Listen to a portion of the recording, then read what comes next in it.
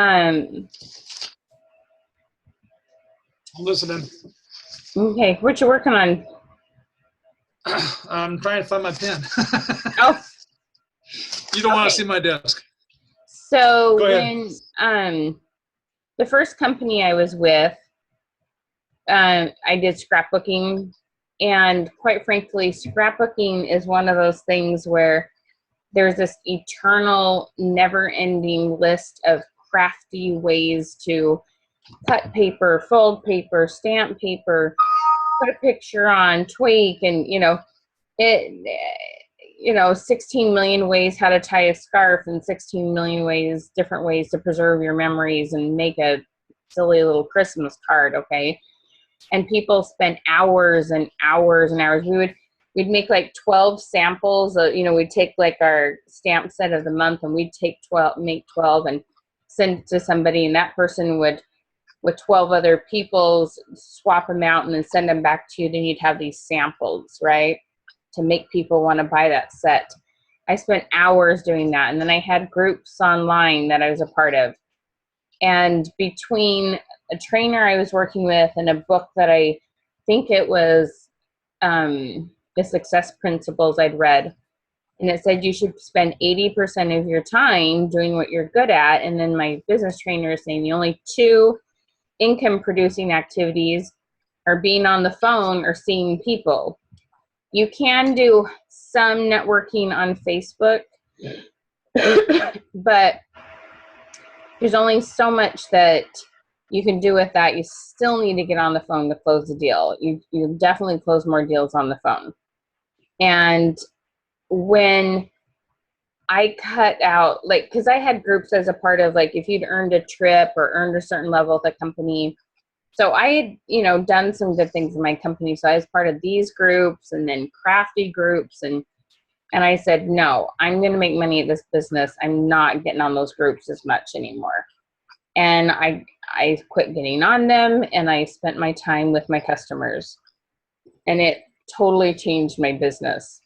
And I earned the next trip in half the time. And there's a lot of things that changed and a lot of awards I won because I was doing business versus creatively busy in my business.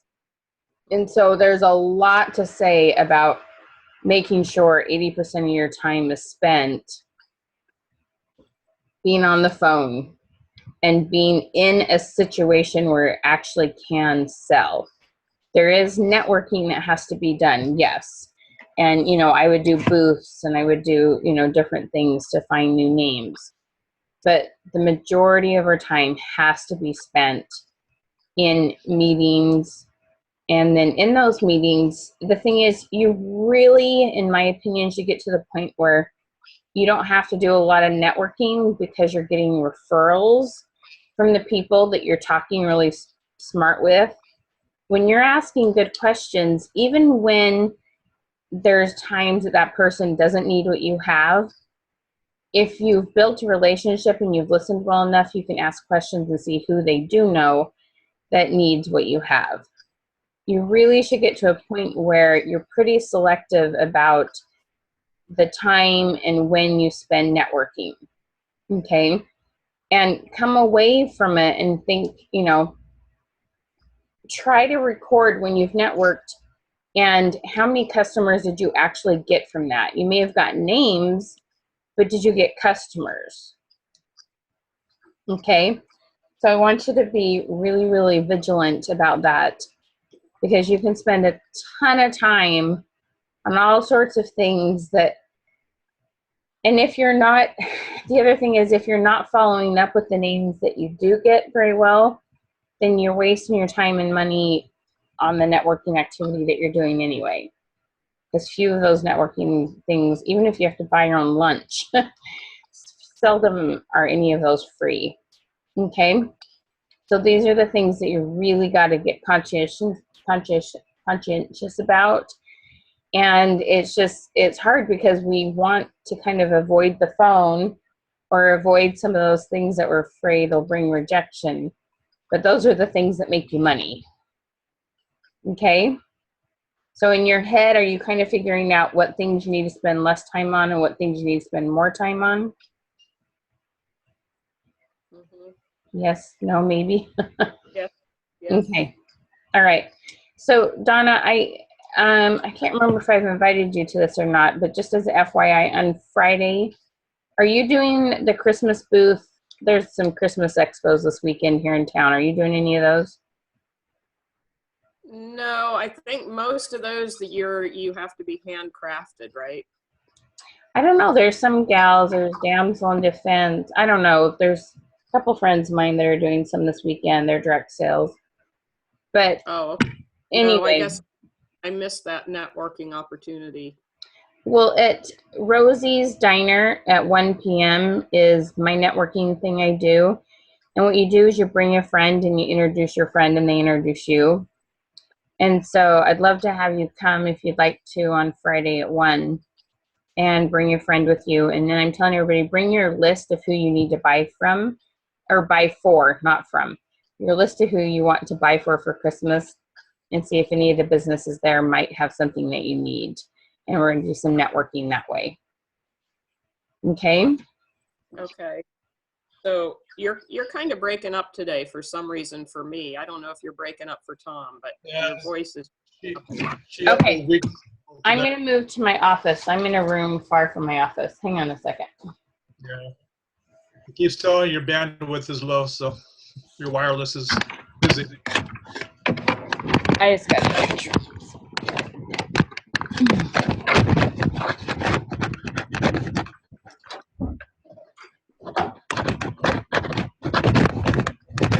Called a free tour. What? Called a free tour.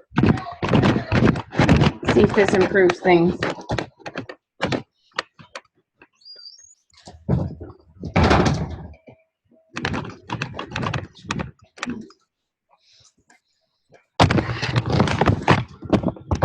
Hang on just a second. So Donna, are you in the Tri-Cities? I am, yeah. Are you? I'm over in Seattle. Okay. And Michelle, I think, is in Portland area somewhere. No, she's actually in Tri-Cities. She's up in Richland. Or no, not Michelle, but Elizabeth. pardon me? Elizabeth is the Portland area. Yeah, Elizabeth. And Jen. Yeah. Yeah, I just went flying, speeding through Tri-Cities last Tuesday and Wednesday. Yeah, they're calling for snow here Thursday, and I'm not ready for it. We froze here yesterday, or last night, our first heavy frost. Really? It's ridiculous. It's actually later than normal. Okay. Is that any better? Well, it looks, well, so far you have a better signal, yes. Okay, I just kicked all my children off their internet devices. Get off my bandwidth. Okay. So explain about Rosie's Diner again. You said Rosie's Diner Friday at 1. Yes. Rosie's Diner, Friday at 1 p.m. Bring a friend, and you introduce your friend, and they introduce you. Okay. It's a really fun energy. It's pretty cool what happens. Okay. That would make sure your friend actually knows what you do then, too. Yeah. And and And then then bring a list of who you're shopping for to see if there's someone there that you could, network with and shop from later. So is it a friend that also is in direct sales? Well, someone in sales that needs to network. Okay. But I mean, we have anything from, financial advisors, insurance people, we have a wide variety of all the different kinds of sales, not just direct sales. Okay. We have other professions too. All right. I'll see what I can drum up. Okay. All right. Okay. So let's get going on the lesson today. Today we're going to talk about hostess coaching and learning a little bit more about asking for what you want. So one of my favorite books is called The Aladdin Factor. And the whole premise of the book is by Mark Victor Hansen and I think what is this name? Who wrote Chicken Soup for the Soul and Success Principles? Can't remember Yeah, I know you think so. It'll come to me here in just a second. So the whole principle is that if you don't ask, it's an instant no. It just, you've got to learn this principle, that it's so important that we ask for things. Now, it's really important the way you ask for things too, granted. It's really, really important. But if we don't ask, it's an instant no. It just, you can be afraid of a no, but you gave yourself one if you don't ask. And Tom, I'm going to tell you, I know that you are working really hard to overcome some things that you were taught as in your youth Get in there. about goal setting and about all sorts of things like that. Yep. And it seems like there's this gap. You have either you don't talk about your business or you come in hard about your business instead of asking plenty of questions and then finding out if they need it and then offering, hey, would you like to do this or this? I would like to see you drop any use of the word dare. That's just not needed. It just needs to be sincere and from your heart and that you just care about people, okay? Right. Daring someone it's just not a professional kind of, it just, that doesn't, you're more than that. Like, people, you just need to show people your heart, okay? So it's one of those things that's like, another story that I heard, it's like you walk between these two worlds of coming in hard and telling people all about it and not saying anything. So the opposite is, I love this little analogy, is your neighbor invites you over and says, look, I made this chocolate cake and it's got 6 layers and this incredible fudge frosting and I've got flakes of, milk chocolate on the top and look at this amazing cake. And you're like, okay, yeah, that's a great cake. And then you go home and the next day your friend goes, why didn't you have some cake with me? And you go, well, you never offered me a piece. And so I hear you, I just need to get to know this person.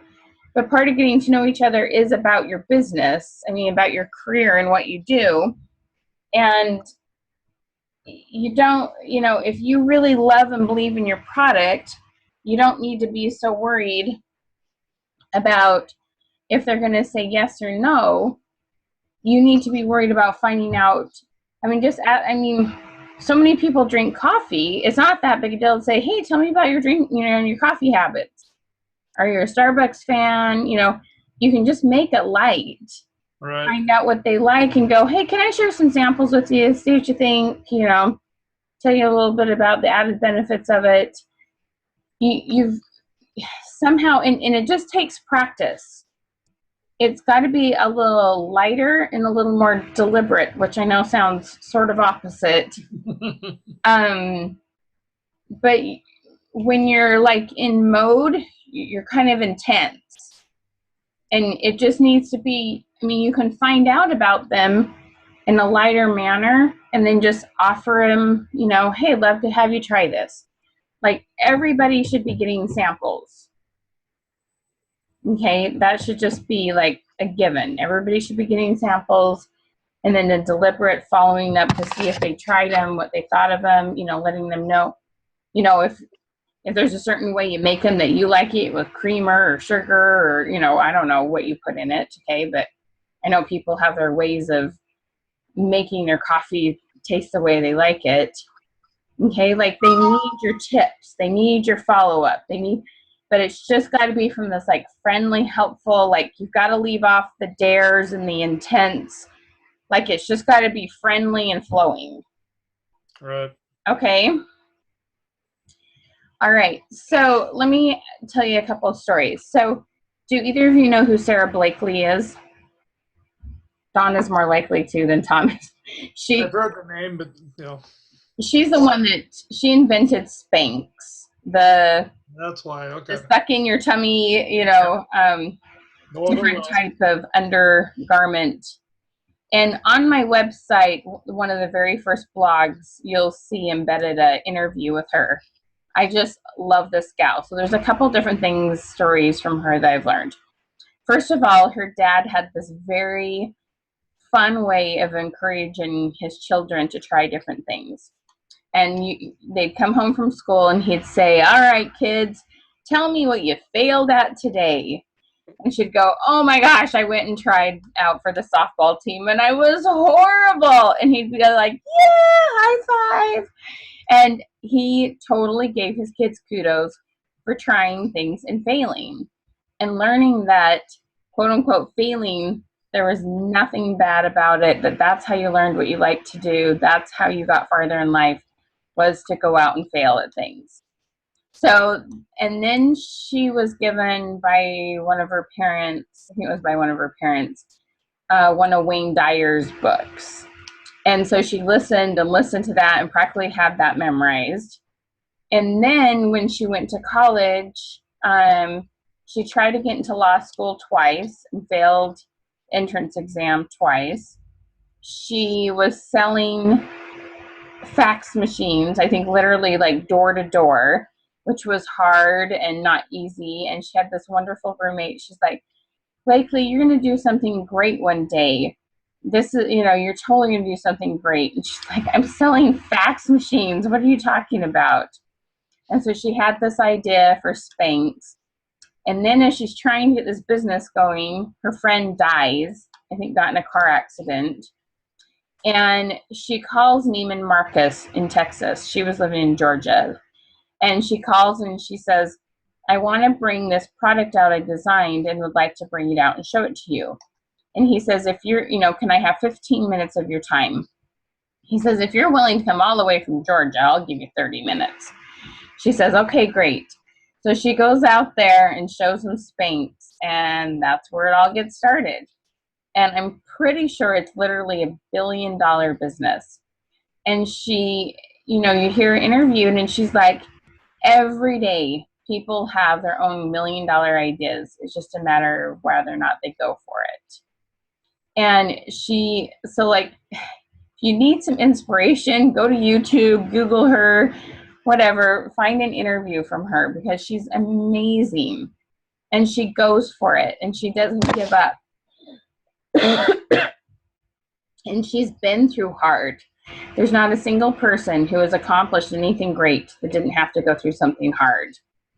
You have to overcome things. You have to learn things.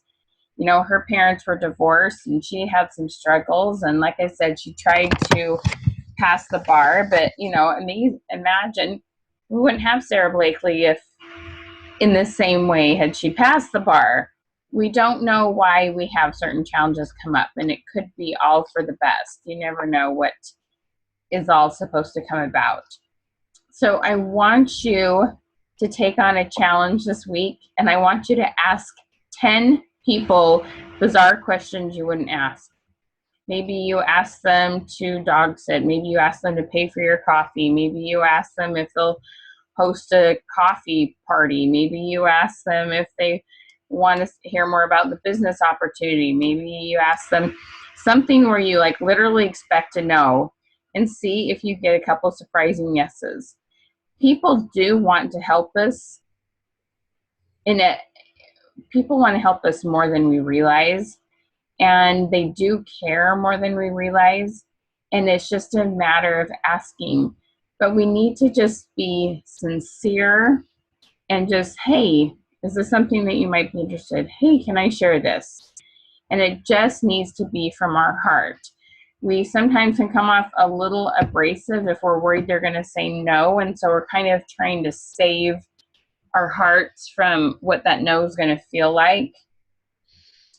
But we need to just be totally genuine, okay? So I want you to think about this for a minute. It says, what do you need to ask for that would change your life, both in your personal and business life? So in your worksheet here, you should have this. what kind of things, if you started asking for more in your business, would make a huge difference in how things are going right now? What do you need to be asking more of than you do now? So think about it, Donna. What are some of the things you need to be asking more of? What page are you on? 31. On overcoming fears? Hmm? On overcoming fears? No, we're in hostess coaching. Ah, Overcoming fears was last week.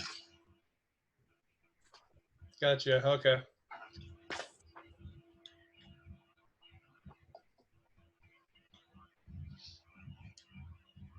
Okay, you got that? So I'm on hostess coaching. So it says lesson 9, hostess coaching. About 2/3 down the page, it says what you need to ask for that would change your life. And then there it says personal and business. Okay. Okay. So what kind of things do you need to be asking more of to change your business?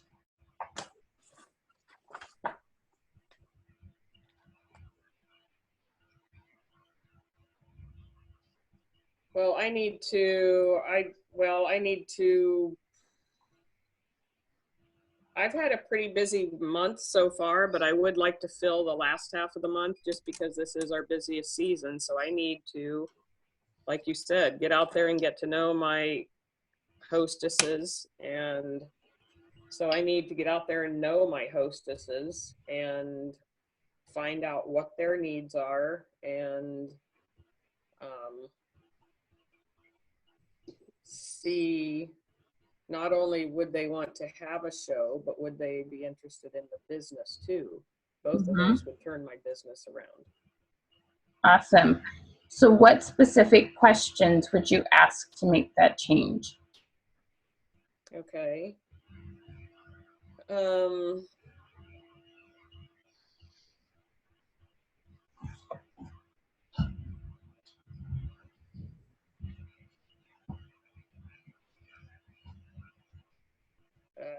know.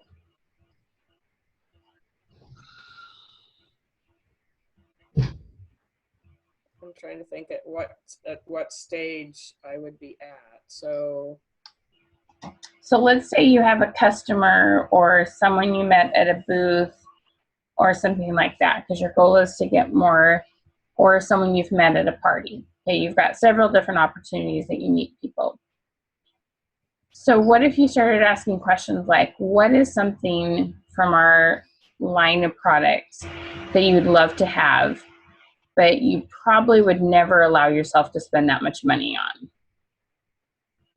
okay, that would be Okay. good. Something that gets them thinking about what's something I'd really like to have, and inviting a couple of girlfriends over and making a dessert. Okay, I could justify letting myself have it, if they earned it for free, but they probably wouldn't necessarily put the money out for it. Okay. So, if I could help you get that for free, would it be worth a little, labor sacrifice? Or that's not quite the right way to say it, but would it be worth it to invite a couple girlfriends over and, throw on a pot of coffee to, hang out with some girlfriends one night? Okay. Okay. I like that approach. Or who are you needing gifts for that you would love it if maybe you got it from sweat equity instead of, money out of your pocket? Who would you like to get a nicer gift for this year that maybe, money is tight and you wouldn't necessarily put a lot of money into? Okay.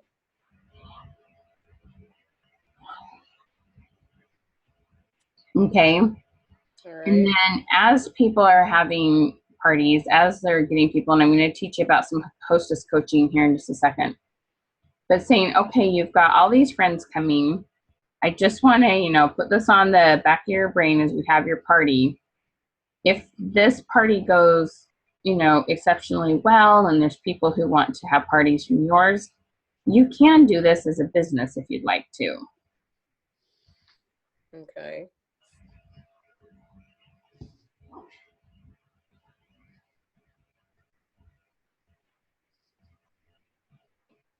Okay. But you've got to introduce the ideas and then talk to them after, how did you feel about the party? And you, in this booklet, you have the recruiting interview sheet. And for some reason, I'm thinking, were you on one of those calls on the recruiting interview call? Not sure. Okay, if you haven't been on, let me know if you want me to send you the link. Okay. And I'll get you that link. But then going through after the party, hey, what did you like about the product? And the whole idea is to go through and figure out their motivational style so that then you can offer the business and the perks of it based on what motivates them. Okay. Okay? Okay. All right, Tom, what do you want more in your business that you would need to be asking more of? More questions about? Well, I need to be getting business partners. That's the only way the business will grow. Having customers is not our number one priority. Yeah, I've got customers, but will I make a living off of those? No. It would take thousands and thousands of customers.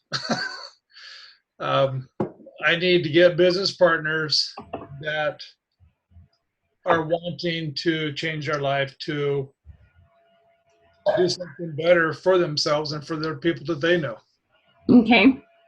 So let me tell you, this is your first business in multi-level marketing or direct sales, right? This is my fifth and sixth one. Oh, fifth or sixth one. What else have you sold? Let's see. Excel Telecommunications, Herbalife, Sunrider. Those are the ones that stick in my head. Amway, eons ago. Okay. So there's been some. There's been some things that were not the best, and I've learned from the best, or I always learned all the good things. So yeah, but that's past. That's education. No, that's fine. I'm just going to be blunt with you. My very strong opinion is that people need to love the product, Yep. be able to be made good business partners. And so I would tell you to modify your focus in finding people who love the product and who are good customers, because then they make your best business partners. Okay. I understand the long-term goal, but this, if you look at it as kind of a staircase up to your goal, Mm-hmm. I would encourage you to focus more on finding customers and then seeing how they can move into business partners. That's what I've been doing, and so far the response has not been the best, but that doesn't mean that's not the correct way to go. Okay, it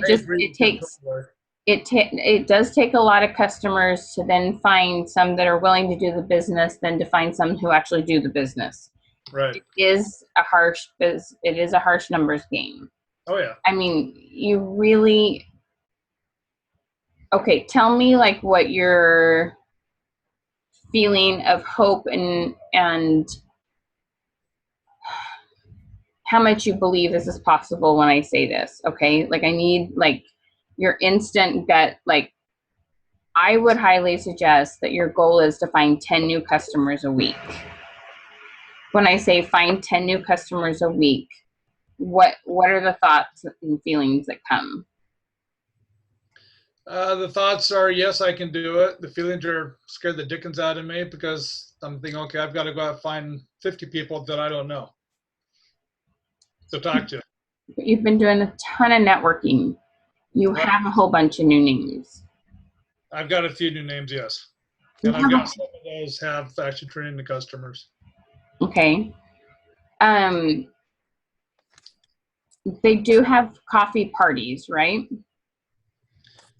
They have what we call launch parties, which is typically after. We had one here at the house, and I had 4 or 5 people show up at it, and a couple of people, yeah, we like the coffee, but that's as far as they would go. They would never buy the stuff. Okay. there's a couple things that, in my opinion, you need to do to get this going as a full-time business. Is that one, you need to be able to talk to more people at once. Okay. Donna has these, girls love to get together and play dress up, and, it's a little bit easier party to kind of just, or not sure what the word is, but what's the other, is it called Chaffee? There's another thing that's, it's not like Javita at all, but it's a hot drink that, and it's not coffee, it's a tweak on it. I'm just, or Gone or something like that. It's a company out of Canada. Anyway, you need to be in front of, you have the time to have 10 one-on-ones. Okay, you can do that. And you should be able to ask these questions well enough that if they're coffee drinkers, you should be able to close 1 in 3 to 1 out of 2. Okay. You've got to ask these questions really 100% with curiosity, not with an intent to sell. Right. Tell me about your coffee habits. What do you like about coffee? What do you know about herbal supplements? What in your health would you like to improve? How would you like to make it easy by, having something that you're doing at the same time you're drinking coffee? Tell me a little bit. Have you had teas? What do you like about teas? When do you have energy crash during the day? There's all these things that you can be asking to find out what their habits are, and then help them move into why this would be a huge benefit to them and worth the fact that it costs more than a regular coffee, right? Whether it's something you buy at the store and you make at home or whatnot. I don't think it costs more than if you go to Starbucks every day, right? But somewhere in the middle. It's actually less than a bit of drip is at Starbucks. Okay. So, but those who make it at home, it's more expensive than those that make it at home, right? So it's kind of this in between. That's because of the herbs, not because of the coffee. No. I don't care what it's. Right. It's still money, still dollars. I'm not saying it's worth it or not worth it. I'm not making any judgment on that. I'm just, I'm just saying who your target market is, who's more likely to see it as affordable and who's not. That's all I'm saying. Okay. So do you see those questions like that I just asked? Yeah. Do you hear it and feel it? Oh yeah, and those are questions that I've asked with the people that have become customers. That's how I got them there. Oh, okay. I see what you're saying. Yeah, those are questions that I use all the time. What a person wants to talk about, or is when the conversation I feel has got to the point where I feel like they're even open to even talking about it, then we go there. Otherwise, we don't. Tom, you got to go there. If you're sitting down and having a one-on-one with somebody, there's no point in not going there. Well, when I see what they go by at the front counter and it's not coffee, it's something totally different. I'll ask them, so do you like coffee? No, can't stand the stuff. Okay, that conversation doesn't go. And but that's not the only thing you offer. It's coffee or tea, or now it's the cocoa too. But yeah, so. Okay. You gotta understand. Just hang on there. You need to go through the questions, and because you're both going to find out, you're going to make sure you spend the time to find out about their career. Okay. Right. Got to make sure you find out about their career. So then when you ask some questions, you explain a little bit about what you do. Even if they're not a coffee drinker, they're going to know someone else who is, and you can get a referral. Yes. Okay. You have to decide that 99% of the time, there's going to be that one time. And when I told you I don't drink coffee, I don't drink tea, it's like, this is never going to be something I do. That's your 1%. Okay. But I know how many Mormons are up in your area. So otherwise, it's just. And I know a bunch of them. Starbucks are doing well. Okay. There's a lot of coffee drinkers. So you can't sit here and tell me that, half the people you talk to don't drink coffee, because I don't believe that at all. Okay, I know better than that. Okay, I get why 1 out of 25, it may not be the right thing to bring up. But you need to talk. I mean, I don't care if you ask me the questions about it, but I'm still going to tell you no. But I still know what you do. And I know people that drink coffee. I mean, Right. of course, I have a ton of, I don't stay in my Mormon crowd. I have a variety of friends, okay? Sure. But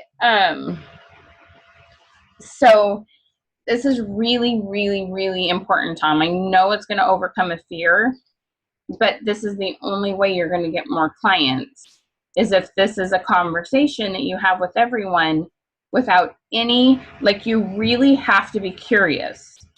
You really have to be curious, and you've got to look at your goals and then go into your conversation with the, I wonder what their goal is and how I can help them. And somehow God kind of merges the two together. Right. Okay? Like, it can't be the solid thing on the back of your head as to what can I do to get them to do what I want them to do. It needs to be, what do they need? Does anything I have help them? Correct. Okay? And it takes practice. And I'll have my days where I have like my personal goals and I'll be like, oh, I haven't accomplished XYZ. And I get like on edge and I can't, it's like things like jerk and stuff. And when I go back to, okay, who needs my help? How can they find me? How can I find them? Then it goes a little smoother. Okay?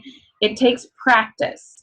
Don't be hard on yourself, but every time you kind of feel yourself getting anxious about your goals and it not happening, take a deep breath, say your own little meditation prayer, whatever you want to call it. Okay, who needs to find me? Put that energy back out there and regroup. It's going to take practice, but when you get it, you're going to be really good at it. Okay, you're a consistency person, Tom, and so you got to maximize that. Okay. Yep. Okay, you've got to go through all those questions with all the people. Okay. All right. So let's talk about hostess coaching. This is so fun. Okay.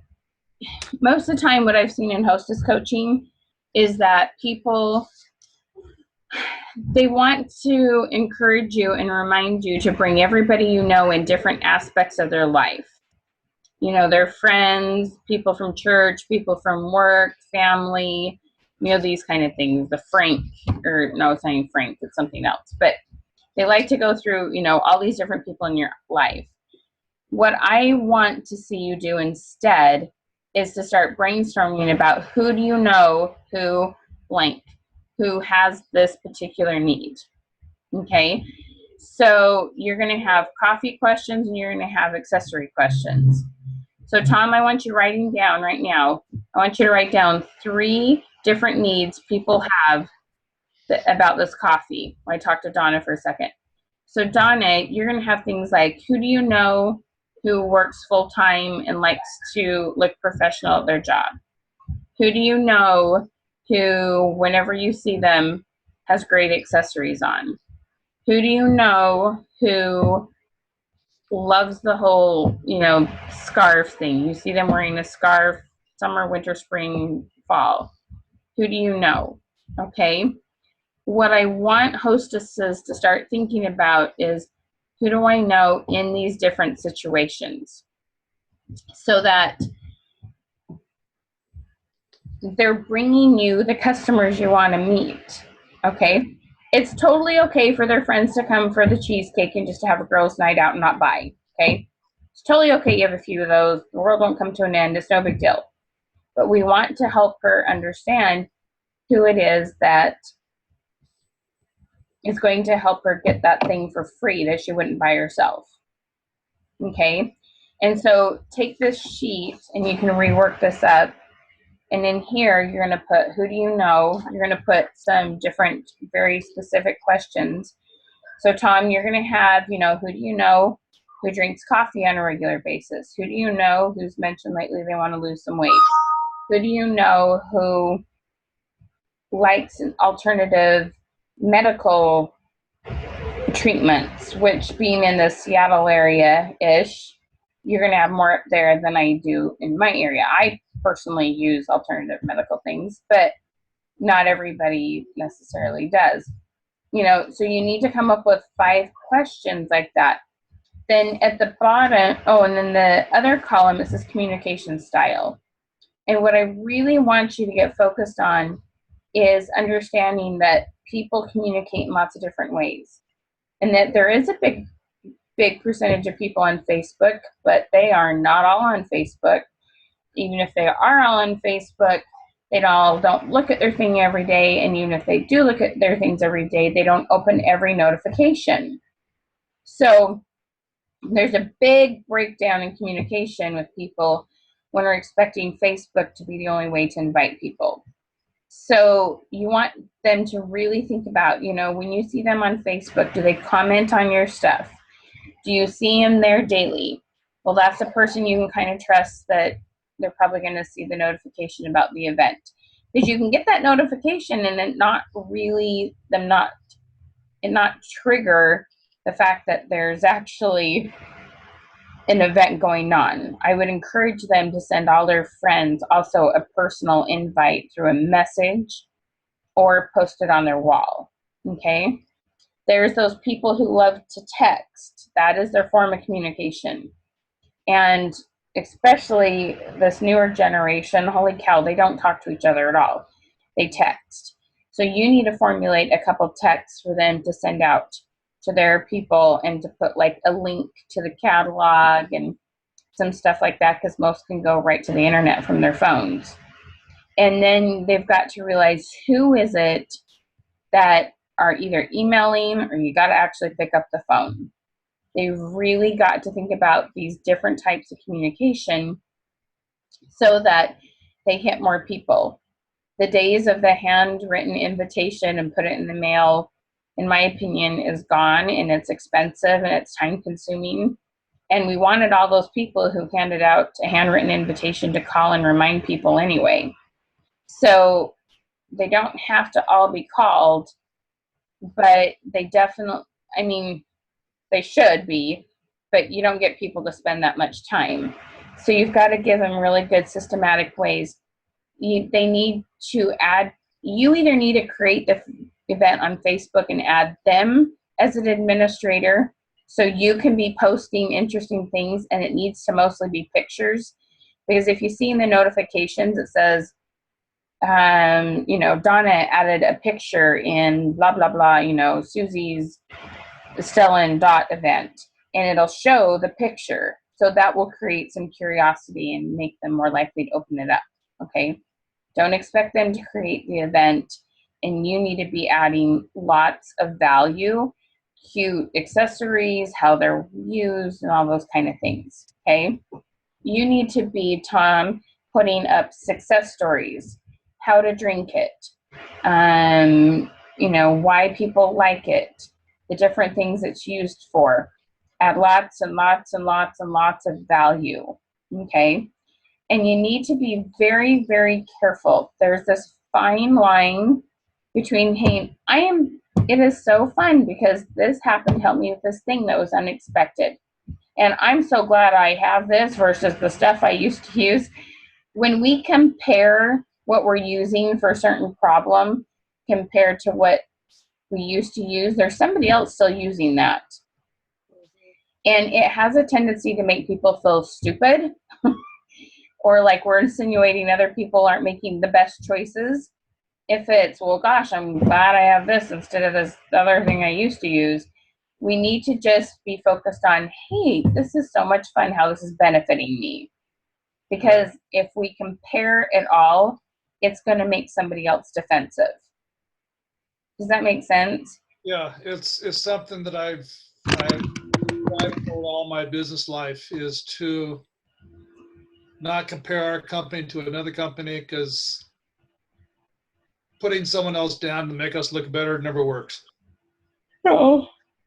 But just see through that. But it's easy to think that we're not comparing ourselves and that we're comparing companies. Does that make sense? It's like, oh yeah. And it's you don't even have to like verbally say, I'm so glad I'm using this instead of this other weight loss product. But even when people go, gosh, I'm so glad I'm using this and having this instead of, like doTERRA people also, so glad I'm using this instead of over-the-counter stuff.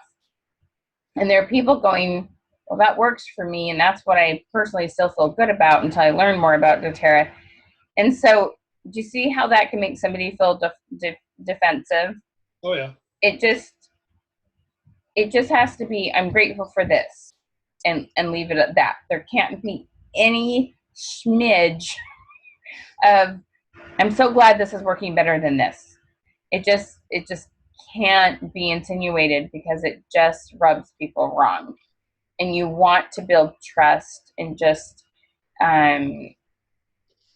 yeah, it just, you gotta, and I'm not saying either of you do it, I'm just saying that's just something to remember, to focus on just what you like about it and how it's working well for you, period, not compared to anything else. Okay. And those kind of things. You know, I love the adding value with the earrings and the different, how those pieces come off and the different lengths. Those are so cute, because you can go simple, classy with the, 1/3 of it, and you can go like blingy, I'm going out on the town where I'm on a cruise, with just lengthening them and putting the other two pieces on. They're really fun. I like those earrings. I know. I need to talk to you about those, because that's the second or third time you've commented on those. I think we need to show those. To wear those on Friday so you can see them in person. There you go. Do that. Yeah, I have a jewelry box that stands about 3.5 feet tall, and it's this big, and it's full of jewelry, because I sold jewelry. So yeah. Yeah, I know more about jewelry than I should. And have Frankie. I talked to Frankie Anderson the other day, and you did? Yeah, because I realized we have Frankie in common, and she said you sell jewelry. Yep, Frankie's super cute. Yeah, most of what I've had to do with her was just my business. Now, I've done some of her fundraisers and stuff, but yeah, she's sweet. She's pretty amazing. So, yeah, it's all about adding value. You've really got, and on Facebook, people don't trust you if you're not adding lots of value and creating trust with people, because you just love what you do versus you're trying to convince everybody else that they should do what you're doing. It's just there's just this fine line. Like, you've got to read it out loud and think about how you would feel when it was stated. If you would take any sort of defense or offense from it, it's so important. And I'll see, and I think it's just because I have a lot of doTERRA clients. I see a lot of it. There's some who like, oh, this is so fun. My kids love this, and this worked really well. Now, I am so glad I have this, and I'm not using this and this and this anymore. And I mean, it's just like, oh, it's like, oh, I know you mean well, and you're trying to share your success moment. And it's like, oh, there's this fine line how you say it. Whether people are going to be interested and curious, or they're going to feel judged. And it's just, you really have got to read it out loud and think about it. Read it to somebody else. Hey, how does this sound? How does this come off? Does this make, does this produce any sort of, kind of pushback, when say it this way? So it's really, really important that as much as you can, you're adding value. Okay. All right. So create your own Hostess sheet like this on Excel, and send those to me, and use those plans, and you'll see amazing things happen. We'll communicate with more people more effectively, and you'll have more people there who fit your categories, because so many people, especially in your world, Donna, they'll invite their 10 best girlfriends. Whereas if they have those prompts, who do you know who does this? Who do you know who does this? They might think about their daughter's teacher. They might think about someone they know from somewhere else, instead of just inviting their best 10 girlfriends. Right. Okay. You know what I mean? Sure. Okay. All right. So create that sheet and see what else is on here. I think you've got everything. So be asking more questions, and think about what areas of your business that you need to grow, so that you need to ask more questions in. And Tom, every interview, your business has got to come up. Just practice it, okay? Practice just hey, tell me a little bit about your coffee. Tell me a little about, your tea drinking. You drink hot cocoa in the winter, Tell Right. me a little bit about what's going on with your health. Well, if, and just have these, you got to keep it light though. Okay. You're intense, Tom, but that's okay. It's a strength. Like I've always been known as bold. Okay. And I have to learn when to use my boldness and learn when to use some other communication skills that I have to deliberately learn because I'm more naturally bold. So you can do this. Okay. Just, you just got to be a little more casual for part of it. And then go, hey, let's get you some samples. Okay, you got to work people into it and focus on customers for a while. And then we're going to turn some of them into your top sellers. Right. Okay. Okay, it's just the order it's got to go in. And I have another gal, and her company is so similar to yours, and that's how you make money is when you have people that are selling. And so that's what she was focusing on. And when I got her to switch to just focusing on product for a little while, all of a sudden she's recruiting people. I'm like, how'd you start recruiting people? We were focusing on sales because I made sure they knew about the product. Yeah. And it just naturally happened. You got to focus on why you love the product and find those who need it, who like just, this is the greatest thing to solve this and this problem. And then they will be your best salespeople. Okay. Okay. Yep. Okay. All right, guys, get them to love your product and you're good to go. They're going to be horrible salespeople if they're just there just to make money and aren't passionate about the product. Okay. Right. It won't stick. Okay. Yep. So Okay. true. Any questions you guys have for me? Nah, right now. I might follow up with you on the Friday event just so I understand Yeah. a little bit more about that. Okay, sounds good. And are you filling out your trackers? No. Okay. I want to know by the end of the day what's on your tracker because that is what creates your habits. Okay. That will help to keep you on task, that you're making sure you're actually doing things that are income producing, as long as you put income producing activities on there, so that you're on track and you don't just feel creatively busy, which was part of both of your feedback that you gave me at the beginning was that issue. You need to have on your tracker things that make you money.